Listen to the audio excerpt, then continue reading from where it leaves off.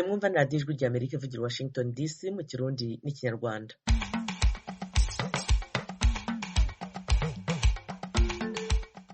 Ndabasuhuje mwese, ni Eugenia Mukankusi, ikaze mu biganiro byacu. Abahagarariye imiryango iharanira uburenganzira bwa muntu muri Kivu ya ruguru muri Repubulika ya Demokarasi ya Congo bahamagaje imyigaragambyo yo gusaba leta n'imiryango mpuzamahanga gufasha gukemura ikibazo cy'intambara imaze kuhayogoza. Twaje gusaba ibihugu ngo by'Ubwongereza cyangwa Ubufaransa kubereza memo kwango twamenyeshe ko ibyose bibabazaga amahanga bibaza abakongomani kubona ibyose biba ayo mahanga bana ibihugu bikomeye bigahora. Uwo ni umwe mu bitabiriye imyigaragambyo yabaye ejo kuwa kane. Burundi buremeza ko muri imyaka 6 ishize habaye umwuka mubi hagati y'ubutegetsi n'itangazamakuru. Naho muri Uganda nubwo icyorezo cya Ebola kimaze gukwirakwira mu turere dutandatu kuva kivumbuwe mu kwezi kwa 9, nta kikirangwa mu duce tubiri cyavumbuwemo bwa mbere. Ayo makuru hamwe n'ayandi twabateguriye ni mu kanya ku buryo burambuye, ntimujye kure ya radiyo yanyu.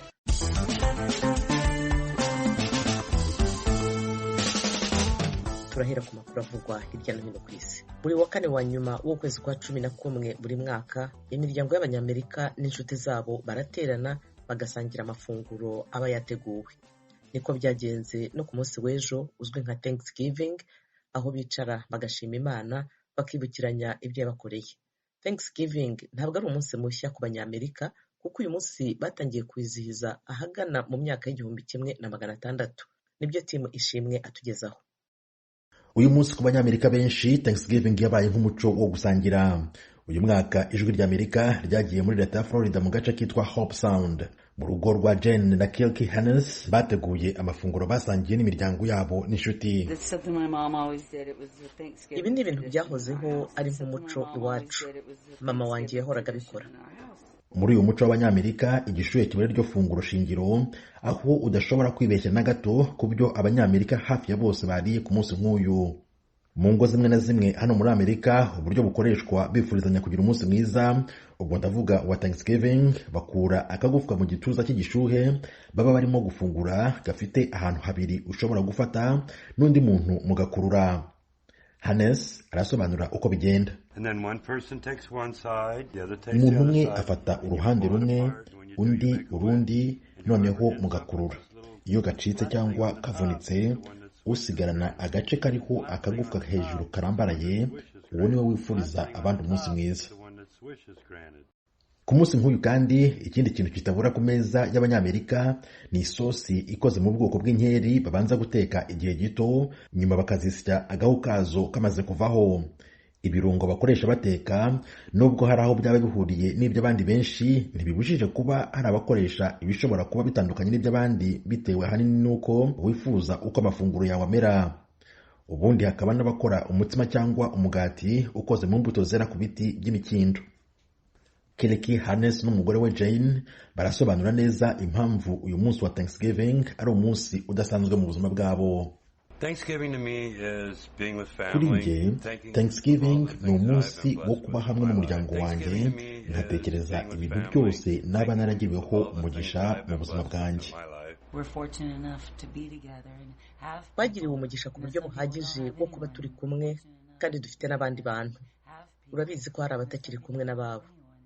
Nk'uko uyu munsi abenshi bawufata nk'umunsi w'amashimwe, arabishimira ubwisanzure bafite hano muri Amerika. Ikindi kintu gifatwa nk'aho ari cyiza kuri uyu munsi wa Thanksgiving nuko imiryango imwe n'imwe ivuga ko irya igahaga ndetse igasigaza n'ibyo izarya ikindi gihe. Undi urundi, noneho mugakurura. Iyo gacitse cyangwa kavunitse, usigarana agace kariho akagufwa hejuru karambaraye, uwo niwe wifuriza abandi umunsi mwiza. Ku munsi nk'uyu kandi ikindi kintu kitabura ku meza y'Abanyamerika ni isosi ikoze mu bwoko bw'inkeri babanza guteka igihe gito, nyuma bakazisya agahu kazo kamaze kuvaho. Ibirungo bakoresha bateka nubwo hari aho byaba bihuriye n'iby'abandi benshi, ntibibujije kuba hari abakoresha ibishobora kuba bitandukanye n'iby'abandi bitewe ahanini nuko wifuza uko amafunguro yawe amera. Ubundi hakaba n'abakora umutsima cyangwa umugati ukoze mu mbuto zera ku biti by'imikindo. Kilky Hannes n'umugore we Jane barasobanura neza impamvu uyu munsi wa Thanksgiving ari umunsi udasanzwe mu buzima bwabo. kuri njye Thanksgiving ni umunsi wo kuba hamwe n'umuryango wanjye nkatekereza ibintu byose naba naragiriweho umugisha mu buzima bwanjye. twagiriwe umugisha ku buryo buhagije wo kuba turi kumwe kandi dufite n'abandi bantu. urabizi ko hari abatakiri kumwe n'ababo. nk'uko uyu munsi abenshi bawufata nk'umunsi w'amashimwe, arabishimira ubwisanzure bafite hano muri Amerika. Ikindi kintu gifatwa nk'aho ari cyiza kuri uyu munsi wa Thanksgiving ni uko imiryango imwe n'imwe ivuga ko irya igahaga ndetse igasigaza n'ibyo izarya ikindi gihe. mu Bushinwa COVID-19 yongeye kwiyongera buri munsi kurushaho, niko na gahunda ya guma mu rugo ikwirakwira ku buryo biteye impungenge abashoramari. nibyo Thomas Kamirinda tubwira. Minisiteri y'ubuzima y'Ubushinwa yatangaje ko mu masaha 24 ashize abanduye bagera ku bihumbi 31,444. niwo mubare wa mbere na mbere munini w'umunsi umwe kuva icyorezo kivutse bwa mbere na mbere mu mujyi wa Wuhan mu mpera z'umwaka wa 2019. muri iki cyumweru kandi leta y'Ubushinwa yavuze ko COVID-19 yishe umuntu umwe wa mbere muri aya mezi 6 ashize, bityo abo imaze guhitana bose hamwe mu gihugu cyose kuva itangiye mu 2019 rero ni 5,232. mu rwego rwa politiki ya leta y'Ubushinwa yo gukumira icyorezo 100%, imipaka ahanini iracyafunze, naho imijyi myinshi yongeye gukaza ingamba za guma mu rugo. urugero rw'umwihariko ni nk'Izengzu ituwe n'abaturage 6,600,000. abaturage bagomba kuguma iwabo mu gihe cy'iminsi 5 badasohoka guhera kuri uyu wa kane, kereka abajya kwa muganga cyangwa guhaha ibiribwa. umujyi wa Zengzu ucumbikiye uruganda rw'abanyatayiwani rwita Foxconn, rwa mbere runini ku isi rukora telefone zigendanwa zo mu bwoko bwa iPhone. abakozi barwo bahagaritse akazi bajya mu myigaragambyo muri iyi minsi ku bibazo by'imishahara. ejo n'ejo bundi polisi yarabashakije ihondagura bamwe muri bo. abashoramari bafite impungenge ko ubukungu bw'Ubushinwa bwa kabiri ku isi inyuma ya Leta Zunze Ubumwe za Amerika. Icegera cya Perezida wa Ghana Mahamudu Bawumia yasiguye ko iyo ngingo igenewe gutorera inyishu ikibazo cy'amafaranga y'agaciro ari mu bubiko ariko atera agabanuka bikomeye. uko ibintu bimeze muri iki gihe biriko bituma agaciro k'ifaranga ryo muri Ghana ryitwa cedi kagabanuka mu gihe ubuzima bw'abanyagihugu butera buzimba kurushiriza. Icegera cya Perezida wa Ghana Bawumia avuga ko niyo uwo mugambi mushasha washirwa mu bikorwa nk'uko utegekanijwe mu mezi 3 ya mbere y'umwaka wa 2023 uzogabanya bikomeye gutakaza agaciro kw'ifaranga ry'igihugu.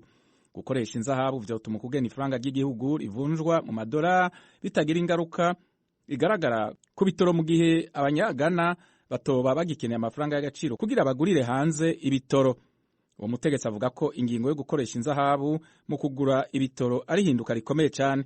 uwo mugambi ufashwe mu gihe umushikiranganji ajejwe ikigega muri Ghana Ken Ofori Atta yatangaje ingingo zigenewe kugabanya amafaranga leta ikoresha no kongereza ayo yinjiza mu ntumbero yo guhangana n'ikibazo c'ideni gitera ciyongera bikomeye cyane. ku ntambara iri kibera muri Ukraine, yamara abitegereza ibintu babona ko bushigikiye Uburusiya igihugu bicuditse mu vya diplomasi.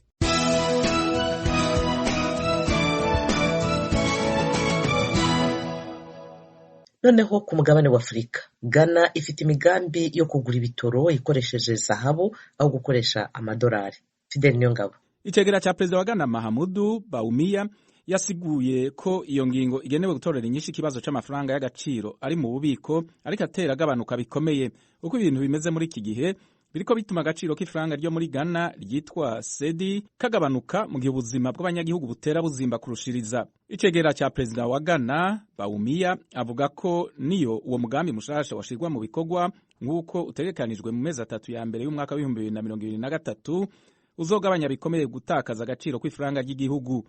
gukoresha inzahabu vyotuma kugena ifaranga ry'igihugu rivunjwa mu madora bitagira ingaruka igaragara ku bitoro, mu gihe abanyagana batoba bagikeneye amafaranga y'agaciro kugira bagurire hanze ibitoro. uwo mutegetsi avuga ko ingingo yo gukoresha inzahabu mu kugura ibitoro ari hinduka rikomeye cyane. uwo mugambi ufashwe mu gihe umushikiranganji ajejwe ikigega muri Ghana Ken Ofori Atta yatangaje ingingo zigenewe kugabanya amafaranga leta ikoresha no kongereza ayo yinjiza mu ntumbero yo guhangana n'ikibazo c'ideni gitera ciyongera bikomeye cyane.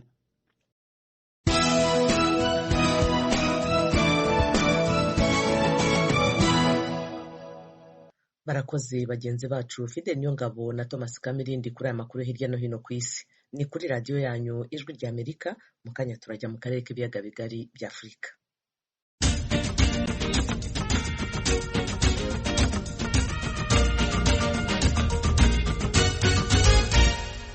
Nyuma y'amasezerano mashya hagati y'u Rwanda na Congo yasinyiwe i Rwanda muri Angola kuwa gatatu ku kibazo cy'umutwe wa M23 muri Kivu ya ruguru, amashyirahamwe atandukanye harimo n'indi mitwe y'inyeshyamba ejo batanze isesengura ryabo mu mujyi wa Goma.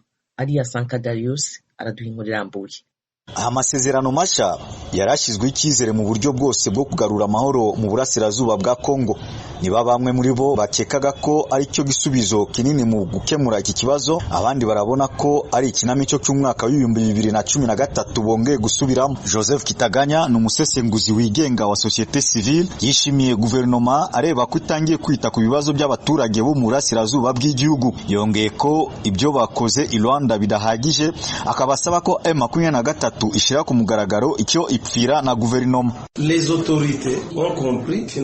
Abayobozi bamaze kumva ko abaturage bagize ibyago byinshi kandi ntabwo bakomeza kubaho uko bari mu makambi. Icyo twibaza ni icyo aya masezerano yakongera kuri iki kibazo, kuko atari ubwa mbere. Kuko aya masezerano batayavuga neza ngo tuyamenye. M23 yafashe umujyi wa Goma mu 2013, iwuvamo ntabwo tuzaho yagiye, dore nanone iharagarutse. Igisubizo kihutirwa ni ukureba ko imirwano yashira kuko irengeje urugero. Nyuma y'uko iri tangazo risohoka, iyindi mitwe y'nyeshyamba arimo n'iza Mayimayi iravuga ko idashigikira ibyavuzwe i Rwanda hagati y'abayobozi b'ibihugu bya Afurika y'Uburasirazuba. Kuri bo umwanzuro wo gukemura iki kibazo mu buryo bwa gisirikare niwo mwiza. Bongeye ko bari bufashe ingabo za leta ya Congo FARDC mu buryo bwose iki kibazo maze iminsi gitera ingorane ku banyekongo kirangira icyarimwe kuri iyi nshuro. Sendugu Museveni yakoranye na CNDP yavuye muri M23 akaba ahagarariye umutwe wa Patriote Resistant Congolais Force de Frappe Pareco FF, yabye Ijwi rya Amerika ko iki kibazo cy'amasezerano kihagije. We n'abagenzi be kumwe n'ingabo za leta bafite inshingano yo kurangiza amateka y'izi nyeshyamba, kandi umwanya urageze wo kurwanya uwari we wese udakeneye amahoro mu gihugu. Bari abantu bari kuza kurwanya igihugu cyacu turutse hanze, ndahamagarira umuntu wese wiyumva ko ari umukongomani ahaguruka asege turwanye bara ibikoresho n'abantu. Bifite abantu ufite ubukungu, ufite ibikoresho byari byo byose. Intego ya mbere nuko twe twabyiyemeje, iya kabiri nuko tuzi ko tugomba kubirukana bagasubira hanze tukazana amahoro. Amasezerano n'aya mbere igihe cya CNDP cya groupe za Rome za Nord Kivu na groupe za Rome za Sud Kivu, ariho havuye ari amasezerano yitwa Accord du 23 Mars. Tayandi masezerano hari. Ubwo rero kuvuga ngo baraza baje kurwana bazanye imbunda ngo kugira amasezerano yabo, ntibibagirwe ko natwe twagiranye ayo masezerano. Hari abakongomani bari muri M23 ntabwo tubihakanye, ariko be kuza bazanye abanyamahanga ntabwo tubashaka. Nibaze twicare nk'abana b'abakongomani. Ku izina ry'urubyiruko mu ntara, urw'igisenge Hutu rukomeje gusaba ku banyagihugu bafite ingufu kwitabira ubutumwa bwa Perezida wa Repubulika Felix Antoine Tshisekedi, ubasaba kutarangara kandi kudaha umwanzi umwanya wo kurandura na metero n'imwe mu gihugu. Inosa Rugero uhagarariye urubyiruko nawe yashigikiye ubushakashatsi bw'amahoro Perezida Tshisekedi na bagenzi be barimo, ariko yamusabye ikintu kimwe. Igihe cy'igihugu gifite ibibazo ntabwo tugomba gusigara, abasore bagomba kugenda kugira ngo batange umusanzu wabo. Amasezerano bereye hano Goma, amasezerano gabaye za Sun City, ayo masezerano yose ntabwo yigeze agicagira. Nikiye cyizere twagira ko barubahiriza n'aya masezerano. Twebwe icyo twakomeza guhamagara abasore bacu nukubamenge, kuko bari turabizi nabeshanye kandi abantu bari tete nguku bibona babyanze. Igihugu wacu agomba kubamenge, ariko akamenya abakorana nabo nabagira amacenga cyane, no akamenya uburyo azakorana nabo. Kutagera kuri iki cyicaro cy'i Rwanda kwa Perezida w'u Rwanda Paul Kagame ni ikintu gikomeye cyatumye benshi mu banyekongo badashira ikizere kuri aya masezerano mashya. Ikindi kije kongera lisansi mu muriro ni itangazo rya M23 riri kuzenguruka mu mbuga nkoranyambaga ryemeza ko izi nyeshyamba zitari buvaho zafashe mbere y'uko guverinoma iziganiriza. Iri tangazo rikaba ryongeye nanone guhungabanya iki kibazo cy'umutekano muke. Uretse izisesengura, benshi mu banyekongo bagaragaje ko igihugu kiri birimo bitakiri by'ikiganiro ariko ni byo gushira mu bikorwa ibyo Perezida Felix Tshisekedi yaseze igihe yafashe ubutegetsi mu mwaka wa 2019 arimo gukemura byihutirwa ikibazo cy'umutekano muke hose mu burasirazuba bw'igihugu. Ali Asanka Darius, Ijwi rya Amerika, Igoma. Tukiri muri Congo, imiryango iharanira uburenganzira bwa muntu ejo yahamagaje imyigaragambyo yo gusaba leta n'imiryango mpuzamahanga gufasha gukemura ikibazo cy'intambara mu ntara ya Kivu ya ruguru. Inkuru ya Jimmy Shukrani Bakomera, Igoma.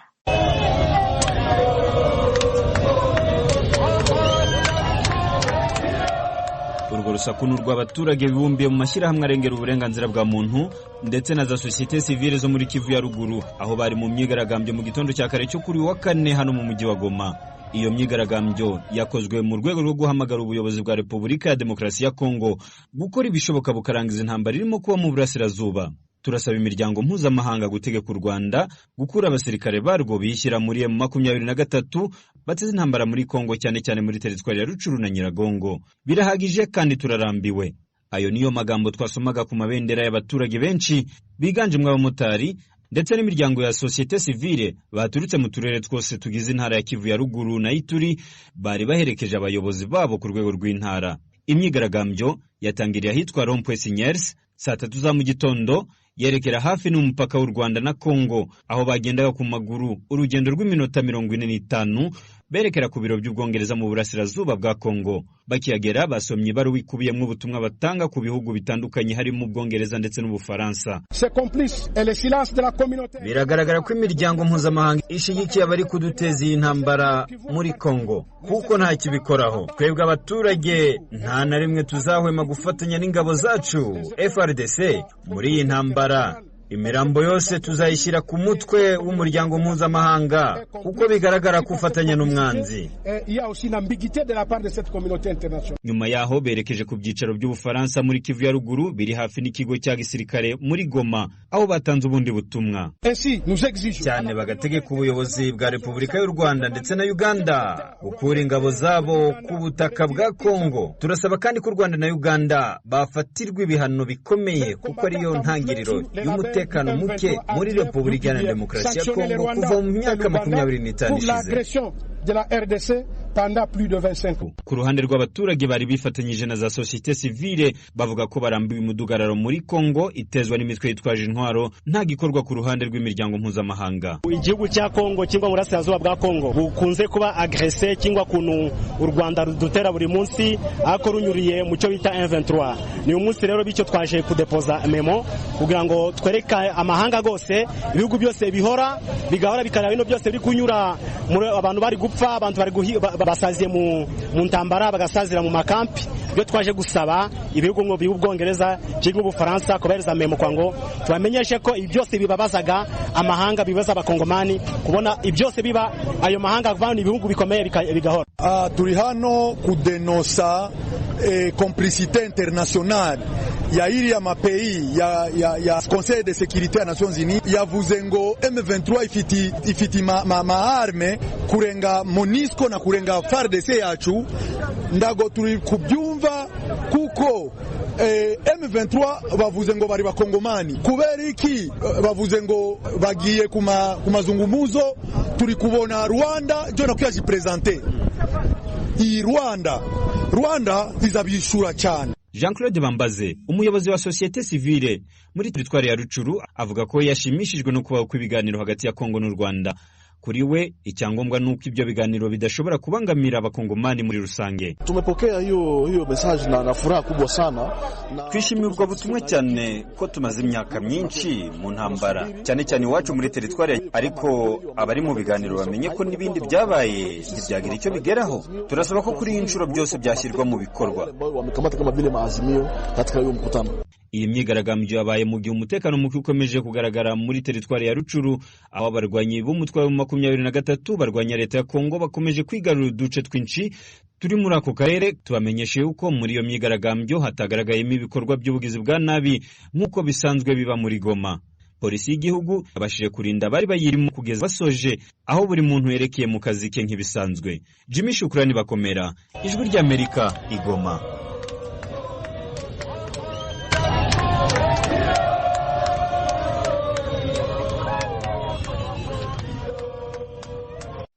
Hagati aho inyeshyamba za M23 zirwanya ubutegetsi muri Congo ziratangaza ko zitemera ibyavuzwe mu itangazo ryashyizweho umukono i Rwanda muri Angola n'abahagarariye intumwa za Afurika y'Uburasirazuba, Afurika yunze ubumwe, Congo n'u Rwanda. Mugenzi wacu Geoffrey Mutagoma vuganye na Bwana Canisius Munyarugerero, umuvugizi wungirije mu bya politiki w'umutwe wa M23, abanza kumubaza uko bakiriye ibyo byatangajwe nyuma y'inama yo kuwa gatatu. Bwana munyamakuru, ndagira ngo ngushimire cyane, nakubwire ko icyo mbajije iyo nama ya Angola y'u Rwanda ntabwo twayitumiwemo, ndetse n'ibyavuyemo ntawe bitumenyesheje ku buryo buri officiel. Ikindi cya kabiri, uzikane ko mu by'ukuri tuvuga ngo bafashe umwanzuro ngo tuzamuke tujye muri Sabyinyo ni Congo, Kibumba ni Congo, Ruciro ni Congo, kandi aho turi iwacu. Sabyinyo ngira ngo ni ishyamba, ni parike nationale, ni ishyamba riva mu ngagi n'izindi nyamaswa zimeze nkazo. Ntabwo rero numva ko bakwiye kuducira mu ishyamba ngo tugiye mu ishyamba dusubire muri Sabyinyo. Hose ni muri Congo kandi hose ni iwacu. Babahaye rero umunsi w'ejo, baravuga bati nimutabikora gutyo ingabo z'ibihugu by'umuryango w'akarere ka Afurika y'Uburasirazuba zirabarwanya. Mugiye gukora icyo ubu?